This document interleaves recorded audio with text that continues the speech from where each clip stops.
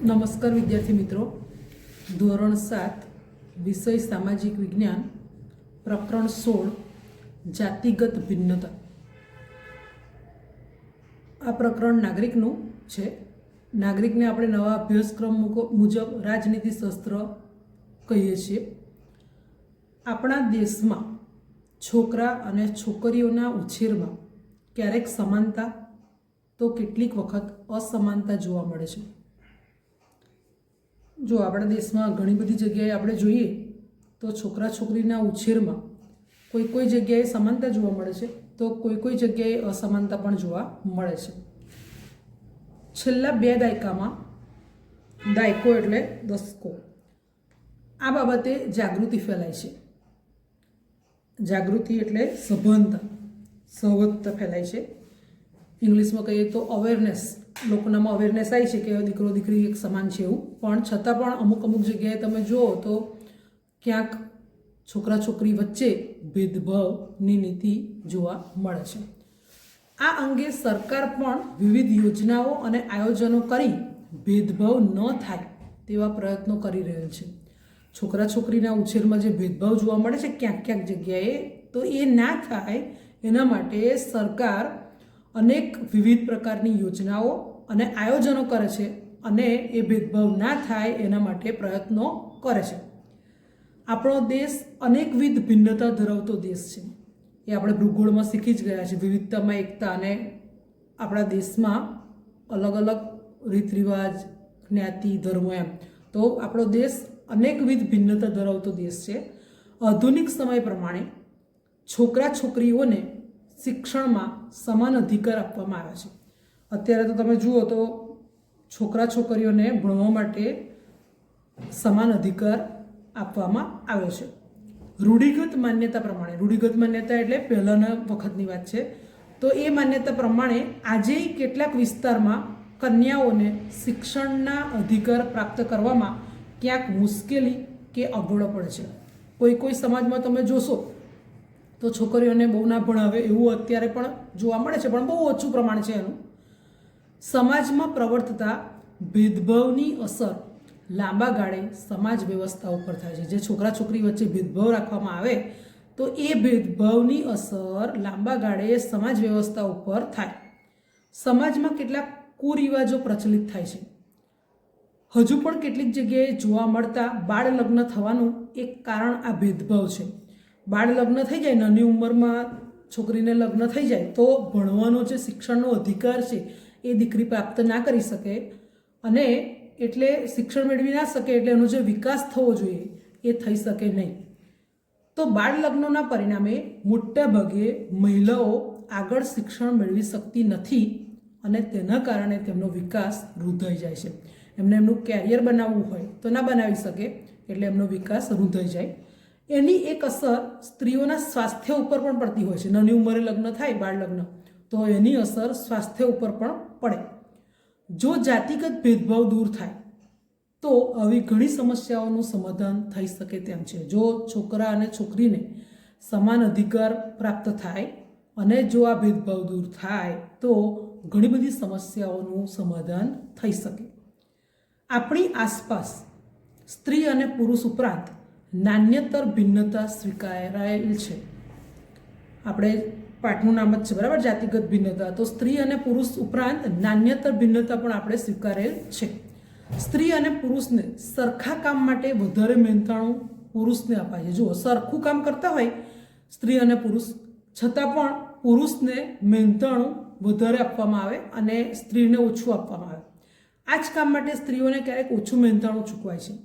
આવા પ્રકારનો ભેદભાવ કરવો એ ગુનો બને છે. કોઈ જગ્યાએ તમે જોયું હશે કે સ્ત્રી અને પુરુષ સમાન કામ કરતા હોવા છતાં સ્ત્રીઓને ઓછું મહેનતાણું ચૂકવવામાં આવે છે. તો જે આ પ્રકારનો ભેદભાવ છે એ ગુનો કહેવાય છે, ગુનો બને છે. આધુનિક સમયમાં મહિલાઓ બધા જ ક્ષેત્રોમાં જોવા મળે છે. અત્યારના સમયમાં જોઈએ આપણે તો મહિલાઓ દરેક ક્ષેત્રમાં જોવા મળે છે. તબીબ એટલે ડૉક્ટર, ઇજનેર, વકીલ, વિમાન ચાલક કે આવી દરેક બાબતમાં મહિલાઓ સમાન રીતે કામ કરે છે. જાતિગત ભિન્નતાની ખાસ અસર મોટે ભાગે ગામડામાં જોવા મળે છે. જો શિક્ષણનું પ્રમાણ જ્યાં ઓછું હોય ત્યાં આગળ આવો ભેદભાવ જોવા મળતો હોય.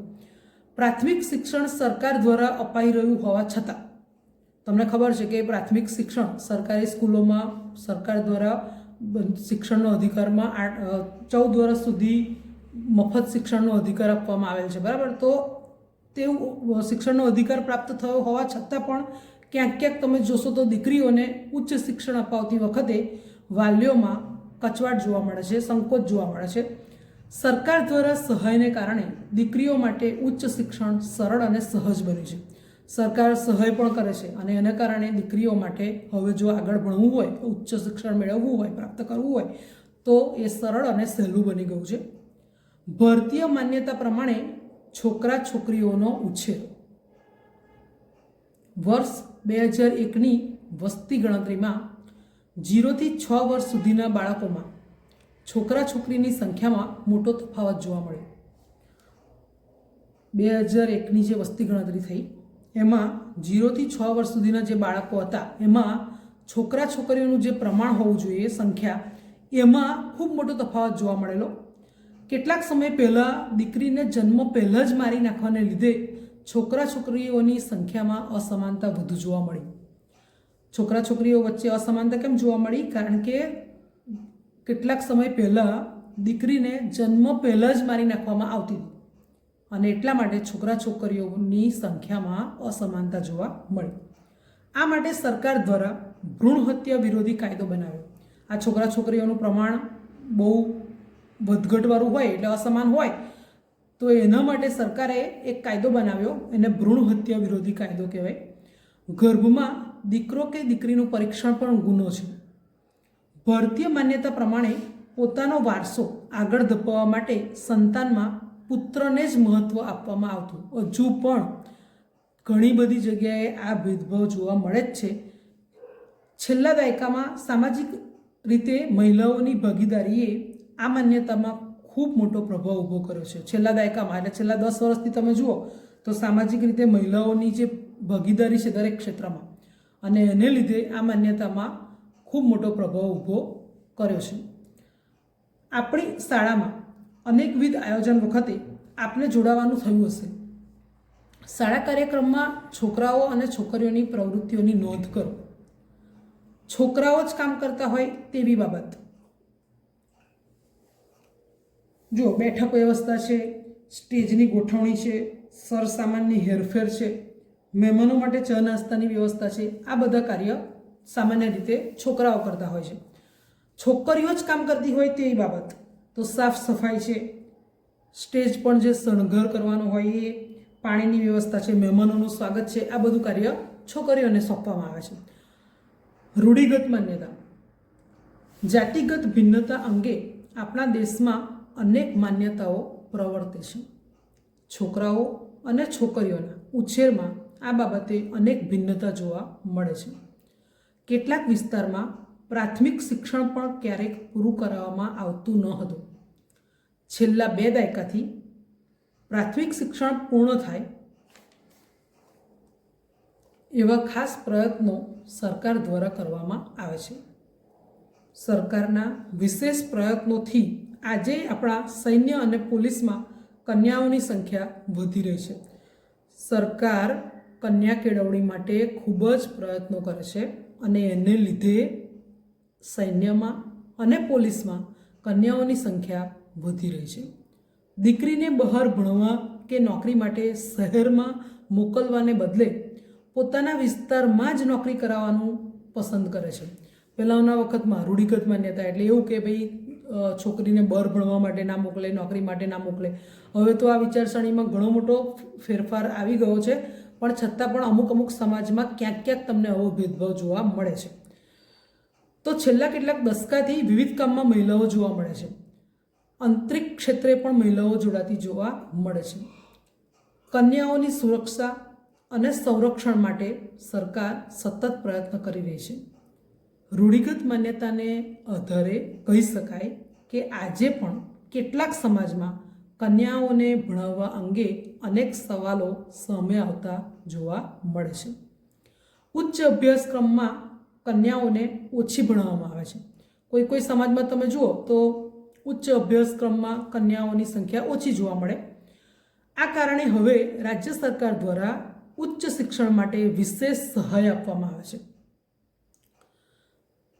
ઘરકામમાં અસમાનતા.